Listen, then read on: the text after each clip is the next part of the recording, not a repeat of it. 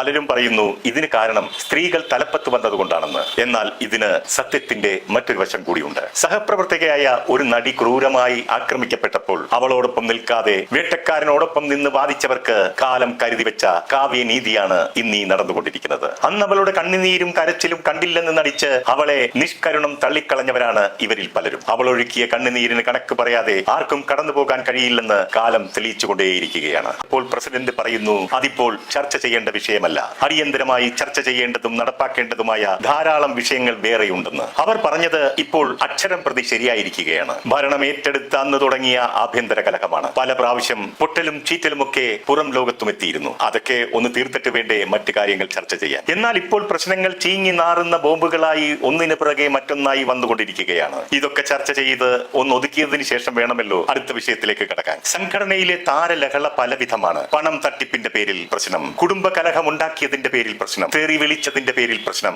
അവിഹിത ബന്ധത്തിന്റെ പേരിൽ പ്രശ്നം, തൊഴിൽ പീഡനത്തിന്റെ പേരിൽ പ്രശ്നം, കയ്യേറ്റം ചെയ്യാൻ ശ്രമിച്ചു എന്നതിന്റെ പേരിൽ പ്രശ്നം, പണം കൈയിട്ട് വാരി എന്ന പ്രശ്നം വേറെയും. എന്തിനേറെ മതത്തിന്റെയും ജാതിയുടെയും പേരിൽ പോലും പ്രശ്നം. അതിന്റെ പേരിൽ DNA ടെസ്റ്റ് വരെ നടത്തണമെന്നാണ് ഇപ്പോൾ പറയുന്നത്. ഈ പ്രശ്നങ്ങളൊക്കെ പൊതുസമക്ഷത്തിലെത്തിയപ്പോൾ പ്രസിഡന്റ് പറയുന്നു ഞാൻ ഇതൊന്നും അറിഞ്ഞില്ല, എന്റെ ശ്രദ്ധയിൽ പെട്ടിട്ടുമില്ല എന്ന്. എന്നാൽ സെക്രട്ടറി ഇതെല്ലാം അറിഞ്ഞ് രാജ്യം വിട്ട ലക്ഷണമാണ്. കണ്ടതും കേട്ടതും മിണ്ടില്ല എന്ന് പറഞ്ഞ് അവർ മാളത്തിൽ ഒളിച്ചു. ഇപ്പോൾ പൊതുസമക്ഷം ആവലാതികൾ പറഞ്ഞുകൊണ്ടെത്തിയിരിക്കുന്നത് അൻസിബ ഹസനാണ്. അല്ലേലും അങ്ങനെയാണല്ലോ, പാലം കിടക്കും വരെ നാരായണ, പാലം കിടന്നാൽ പിന്നെ കൂരായണ. ഇപ്പൊ കേരളത്തിൽ ഇത്രയും പ്രശ്നം അമ്മയ്ക്കകത്ത് കിടന്നിട്ട് അമ്മയുടെ പ്രസിഡന്റ് ഒഴിച്ച് കേരളത്തിലെ സോഷ്യൽ മീഡിയ ഉപയോഗിക്കുന്ന എല്ലാ ജനങ്ങളും അറിഞ്ഞ്, വീട്ടിലിരിക്കുന്ന അമ്മൂമ്മമാർ വരെ അറിഞ്ഞ്, എന്നിട്ട് അമ്മയുടെ പ്രസിഡന്റ് മാത്രം ഈ പ്രശ്നം അറിഞ്ഞില്ലെന്ന് പറഞ്ഞാൽ എൻ്റെ പൊന്നോ, പിന്നെ എന്തിനാണ് ഇങ്ങനെ ഒരു അമ്മയ്ക്ക് പ്രസിഡന്റ്?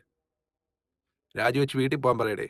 തന്റെ നേരെയുണ്ടായ മാനസിക പീഡനവും ആത്മാഭിമാനം ചോദ്യം ചെയ്യപ്പെടുന്ന പ്രശ്നങ്ങൾ സൃഷ്ടിച്ചവർക്കെതിരെയുമാണത്. അൻസിബ ഹസൻ എതിരില്ലാതെ തെരഞ്ഞെടുക്കപ്പെട്ട ജോയിന്റ് സെക്രട്ടറി ആയിരുന്നല്ലോ. അങ്ങനെ അവരെ തെരഞ്ഞെടുക്കണമെങ്കിൽ താരസംഘടനയിലെ അംഗങ്ങൾക്ക് അവരോടുള്ള ഇഷ്ടവും അടുപ്പവും എത്രയുണ്ടെന്ന് പറയേണ്ടതില്ലല്ലോ. എന്നാൽ വിരലിലെണ്ണാവുന്ന ചിലർക്കെങ്കിലും അവളോട് ഇഷ്ടക്കുറവുണ്ടായിരുന്നു. അതിന് കാരണം അവളിലുള്ള പോരായ്മകളോ കുറ്റങ്ങളോ അല്ല, അവൾ ജനിച്ച ജാതിയുടെ പ്രശ്നമാണ്. ഇവിടെ ഞാനൊരു കാര്യം തുറന്നു പറയാം. ഒരുപക്ഷെ അൻസിബ പോലും അതറിഞ്ഞിട്ടുണ്ടാവില്ല. അമ്മയുടെ തിരഞ്ഞെടുപ്പ് കാലത്ത് അമ്മയുടെ ഒരു ഭാരവാഹിയും എന്റെ അടുത്ത സുഹൃത്തുമായ ഒരു നടൻ എന്നോട് വളരെ വിഷമത്തോട് പറഞ്ഞ ഒരു കാര്യമുണ്ട്. സ്ഥാനാർത്ഥി ലിസ്റ്റിൽ അൻസിബയുടെ പേര് കണ്ടപ്പോൾ നമ്മളൊക്കെ വളരെ ബഹുമാനത്തോടു കൂടി കാണുന്ന ഒരു നടൻ പറയുകയുണ്ടായി, ആ മേത്തച്ചിയുടെ പേര് അതിൽ നിന്നും വെട്ടിക്കളയുക, അവൾ മോഹൻലാലിന്, ബാക്കി ഞാൻ പറയുന്നില്ല, അത് അശ്ലീലമാണ്. ഇങ്ങനെ ഒരു ജാതി വിവേചന കമന്റ് ഇത്രയും ഉന്നതിയിൽ നിൽക്കുന്ന ഒരാളിൽ നിന്ന് ഞാൻ ഒട്ടും പ്രതീക്ഷിച്ചതല്ല. ഇതറിഞ്ഞവരും കേട്ടവരുമായ ഒരുപാട് പേര് താരസംഘടനയിലുണ്ട്. അവിടെ തുടങ്ങിയതാണ് അൻസിബയ്ക്ക് നേരെയുള്ള ജാതി വിവേചനം. അൻസിബയ്ക്ക് നേരെ ഈ പറഞ്ഞ വ്യക്തി ആരാന്നുള്ളത് ഇപ്പൊ കേരളം മൊത്തം അറിഞ്ഞിട്ടുണ്ടല്ലോ. അന്നേരം പിന്നെ അതിനെക്കുറിച്ച് നമുക്ക് കൂടുതൽ സംസാരിക്കേണ്ട. ആയാലും പുള്ളി എയറിലാണ്, ഇതുവരെ ഇറങ്ങിയിട്ടില്ല. സോഷ്യൽ മീഡിയ മൊത്തം എടുത്ത് അലക്കിക്കൊണ്ടിരിക്കുക. അപ്പം അത് കാര്യത്തിൽ ഒരു സമാധാനമുണ്ട് സോഷ്യൽ മീഡിയ നോക്കുമ്പോൾ. പിന്നെന്ന് പറഞ്ഞു കഴിഞ്ഞാൽ ഈ പുള്ളിയെ സംബന്ധിച്ച് ഒരുപാട് സിനിമയിൽ വലിയ കഥാപാത്രമായിട്ട് ഒന്നും അഭിനയിച്ചായിട്ട് ഞാൻ കണ്ടിട്ടില്ല. പിന്നീട് കോമഡിയായിട്ട് ബന്ധപ്പെട്ട് അദ്ദേഹത്തിന്റെ പെർഫോമൻസ് ഒക്കെ കാണുന്നവരാണ് വില ഇടേണ്ടത്. നമ്മൾ അതിനെക്കുറിച്ചൊന്നും പറയുന്നില്ല. പിന്നെ ഇതെല്ലാം കഴിഞ്ഞിട്ട് അദ്ദേഹത്തിന് ഇതിനകത്തൊക്കെ ഒന്ന് പിടിച്ചിരിക്കണമെങ്കിൽ, ഈ പറയുന്നത് പോലെ അതിനകത്ത് കിടന്ന് ഈ കസറത്തൊക്കെ കാണിക്കണമെങ്കിൽ ആരുടെയെങ്കിലൊക്കെ കാലി നക്കിയും, അത് മാത്രമല്ല ഇങ്ങനെ കുറച്ച് വർഗീയതയോ അല്ലെങ്കിൽ ഈ പറയുന്നത് പോലെ ഏതെങ്കിലും ഒരു വിഭാഗത്തേക്ക് ഈ കാണിക്കുകയൊക്കെ ചെയ്താൽ അതിനകത്തൊരു ലാഭം കിട്ടിയാലോ, അതുകൊണ്ടായിരിക്കാം ഒരു പക്ഷേ, നമുക്ക് അറിഞ്ഞുകൂടാ കേട്ടോ. എന്തായാലും ആ ഒരു ചിന്താഗതിയിലാണ് ചെയ്തെങ്കിൽ അങ്ങനെ ചെയ്യട്ടെ. അൻസിബ ഒഴിഞ്ഞു കൊടുക്ക്. അണ്ണൻ്റെ ഒരു ആഗ്രഹമല്ലേ ഇരിക്കണൻ്റെ, നടക്കട്ടെ.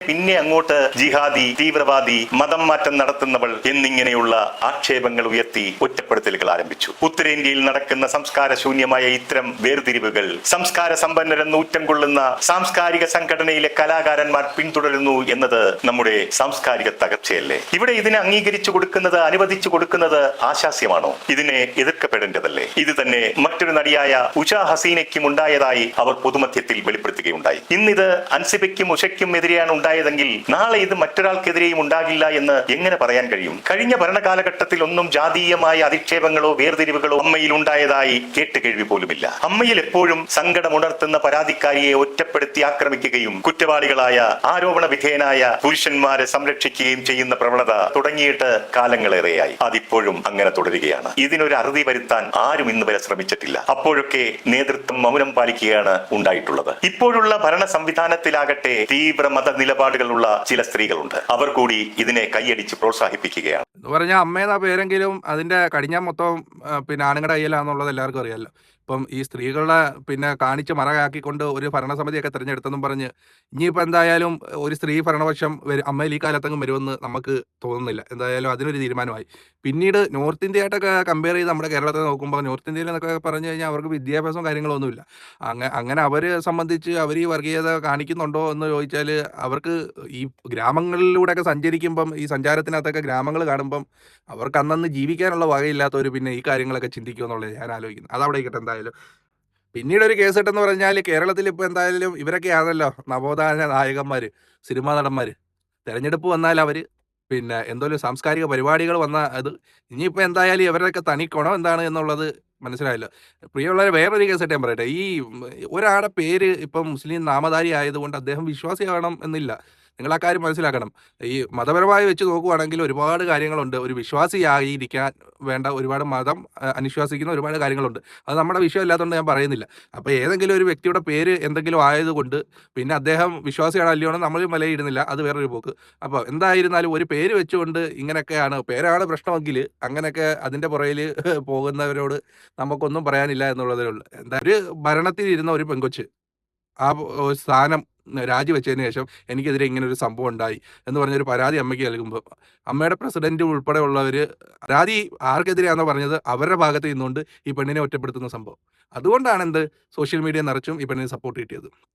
പഴയ ഒരു അതിജീവിതയുടെ കഥ നമുക്ക് അറിയാമല്ലോ. അപ്പോൾ അതിലേക്ക് നമ്മൾ കടക്കുന്നില്ല. എന്തായാലും നമുക്ക് ബാക്കിയോടെ കേൾക്കാം. ചിലരൊക്കെ പറയുന്നു തീവ്രവാദി എന്ന ഒരു വാക്ക് അവിടെ ഉപയോഗിച്ചിട്ടില്ല എന്ന്. എന്നാൽ എന്നോട് ഇതിന്റെ ഒരു ഭാരവാഹി സ്ത്രീ സംസാരിച്ചപ്പോൾ അൻസിബയെ ഇതേ വാക്ക് ഉപയോഗിച്ച് അഭിസംബോധന ചെയ്തിരുന്നു. സത്യത്തിൽ ഇത്തരം സന്ദർഭങ്ങളിൽ മുഖം നോക്കാതെ വിട്ടുവീഴ്ചകളില്ലാത്ത ധീരമായ നടപടികളാണ് ഇവർക്കെതിരെ നടത്തേണ്ടത്. കലാകാരന്മാരുടെ ഇത്തരം മനോഭാവവും പെരുമാറ്റവും സംസാരവും ഒക്കെ വലിയൊരു വിപത്തിലേക്കാണ് കലാ സാംസ്കാരിക രംഗത്തെ കൊണ്ടെത്തിക്കുക എന്നതോർക്കുക. ജാതീയമായും വംശീയമായും വേർതിരിവ് കാണിക്കുന്നവർ എത്ര വലിയവരാണെങ്കിലും അവരെ പൊതുസമൂഹം ഒറ്റപ്പെടുത്തുകയും കലാമേഖലകളിൽ നിന്നും ഒഴിവാക്കി നിർത്തേണ്ടതും അനിവാര്യമാണ്. സംവിധായകരും നിർമ്മാതാക്കളും ഒക്കെ ഇക്കാര്യത്തിൽ ഉറച്ച തീരുമാനമെടുക്കേണ്ട സന്ദർഭം കൂടിയാണിത്. ഈ സാമൂഹ്യ വിപത്തിനെ മുളയിലെ നുള്ളുക തന്നെ വേണം. ഇനി മറ്റൊരു എക്സിക്യൂട്ടീവ് മെമ്പറായ നീന കുറുപ്പിന്റെ സംഘടന അപ്പോൾ ആർക്കാണോ കേരളത്തിൽ ജാതി ചിന്തയും അല്ലെങ്കിൽ മതചിന്തയൊക്കെ ഇല്ലാത്തത്? വളർന്ന് എല്ലാവരുടെയും ഉള്ളിലൊക്കെ ഇതുണ്ടെന്ന്. പിന്നെ ഈ പറയുന്നത് പോലെ രണ്ട് കഴിക്കുന്നവരൊക്കെ ആകുമ്പോൾ വൈകുന്നേരം രണ്ടൊക്കെ അടിച്ചിട്ടൊക്കെ ഇരിക്കുമ്പോഴത്തേക്ക് ഈ ഉള്ളിൽ കിടക്കുന്നതൊക്കെ പൗഡർ ഇട്ട് വെച്ചേക്കുന്ന സാധനം പൗഡറെല്ലാം പോയിട്ട് വെളിയിലോട്ട് വരും. അതാണ് സംഭവം. അതിപ്പം കേരളത്തിൽ എല്ലാവർക്കും പരസ്യമായ രഹസ്യമാണെന്ന്. ഇപ്പം ഈ പറയുന്നവരുടെ ആണെങ്കിൽ ഈ ജാതി വാലും ഈ പറയുന്ന പോലെ മതത്തിൻ്റെ ഇനങ്ങളും ഒക്കെ എല്ലാവരും എടുത്ത് മറ്റേ എന്താ അതൊക്കെ എല്ലാവരുടെ ഉള്ളിലൊക്കെ ഉണ്ടെന്ന്. കേരളത്തിൽ ഇപ്പം പ്രത്യേകിച്ച് വളർന്നു വരുന്ന ഒരു സാഹചര്യം വെച്ചുകൊണ്ട് ഈ പറയുന്ന ലക്ഷ്മി പ്രിയയെ പോലൊക്കെ ഉള്ളവർ അതിനകത്ത് ഇരുന്നുകൊണ്ട് എന്തൊക്കെയാണ് പറയുന്നത് നമുക്ക് തന്നെ അറിഞ്ഞുകൂടാ. എന്തായിരുന്നാലും ഉണ്ടല്ലോ എൻ്റെ പൊന്നമ്മച്ചി, ഇവരൊക്കെ ഇനി വന്നിട്ട് ഈ വലിയ വലിയ നവോത്ഥാന നായകന്മാരായിട്ടും പിന്നെ അല്ലെങ്കിൽ സംസ്കാര നായകന്മാരുമായിട്ടൊക്കെ അഭിനയിക്കുന്ന ചിത്രങ്ങൾ കണ്ടിട്ട് നമ്മൾ പോയി ഇന്ന് കൈയടിക്കും. ഈ കാശിന് വേണ്ടി എന്ത് വിടുവായിത്തരം പറയാത്ത അല്ലെങ്കിൽ എത്രയൊക്കെ ഇത് കിട്ടിയാലും മുഴുക്കാത്ത ഇതുപോലത്തെ കുറേ എണ്ണം വല്ലാത്ത കാര്യം തന്നെ കേട്ടോ. ഇതിനകത്തൊക്കെ ഒരു രസം എന്ന് പറഞ്ഞാൽ ഇതിനകത്ത് രണ്ട് തലതൊട്ടപ്പന്മാരുണ്ട്, മമ്മൂട്ടി മോഹൻലാലും. ഇവരൊന്നും ഈ ഒരു കേസ് കെട്ടിനകത്ത് ഇടപെടുന്നേ ഇല്ല. എന്താണ് എന്നുള്ളതാണ് നമുക്കറിയാൻ വയ്യാത്തത്. വേറൊരു കേസ് കെട്ട് ആസിഫ് അലി ദുബൈയിലെങ്ങാണ്ട് പോയതുകൊണ്ട് ആരാണ്ട് ചോദിച്ചപ്പം അൻസിബയ്ക്ക് സപ്പോർട്ട് എന്ന് പറഞ്ഞുള്ള രീതിയിൽ സംസാരിച്ചപ്പോൾ ഉണ്ടായിരുന്നു എന്നുള്ളതാണ്. അങ്ങനെ നേരത്തെയും നിലപാട് വ്യക്തമാക്കിയ ഒരു വ്യക്തിയാണ്. അപ്പം നിലപാട് വ്യക്തമാക്കുന്നവരുടെ അവസ്ഥ പിന്നെ അമ്മയിൽ അറിയാമല്ലോ. അതിനെക്കുറിച്ച് അന്നേരം നമ്മൾ കൂടുതലൊന്നും പറയണ്ട. എന്തായാലും ഇനി നീന കുറുപ്പിൻ്റെ പ്രശ്നമുണ്ട്. നമുക്ക് അതെല്ലാം കൂടെ വെച്ചുകൊണ്ട് വേറൊരു വീഡിയോ ആയിട്ട് ചെയ്യാം. അപ്പോൾ എന്തായിരുന്നാലും ഈ ഒരു വീഡിയോ അവസാനം വരെ കണ്ടത് നിങ്ങൾക്ക് എല്ലാവർക്കും നന്ദി. നമ്മളെ ഒന്ന് സപ്പോർട്ട് തരാൻ വേണ്ടി ചാനൽ ഒന്ന് സബ്സ്ക്രൈബ് ചെയ്യുന്ന കാര്യം കൂടി പരിഗണിക്കുക. വേറെ ടോപ്പിക്കുമായി വീണ്ടും കാണാം. അതുവരെയും എല്ലാവർക്കും ബൈ. Thank you.